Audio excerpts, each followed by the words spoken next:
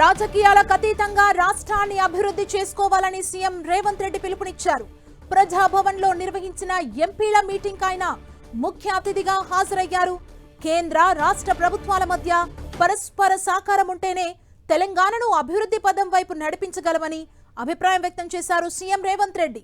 హైదరాబాద్ను ఐఐఎంను తీసుకురావడానికి హైదరాబాద్కి మెట్రో విస్తరణకు కేంద్ర ప్రభుత్వం సహకారం అవసరమని, వీటి కోసం బీజేపీ ఎంపీలు చొరవ చూపాలంటూ విజ్ఞప్తి చేశారు. RRR భూసేకరణ ఒక కొలిక్కొచ్చిందన్న సీఎం రేవంత్ రెడ్డి మూసీ పునరుజ్జీవనానికి సంబంధించి కేంద్రం నుంచి అర్బన్ ఛాలెంజ్ ఫండ్ కోసం అనుమతులొచ్చేలా కృషి చేయాలని సూచించారు. కేంద్ర ప్రభుత్వ సహకారాన్ని ఒప్పుకునేందుకు తమకు ఎలాంటి భేషజాలు లేవని స్పష్టం చేశారు CM Revanth Reddy.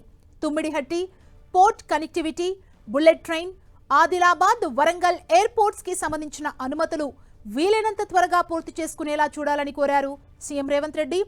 All party ఎంపీల సమావేశానికి కాంగ్రెస్ ఎంపీలతో పాటు బీజేపీ నుంచి ఈటెల రాజేందర్, కొండా విశ్వేశ్వరరెడ్డి హాజరై పలు విషయాలపై చర్చించారు.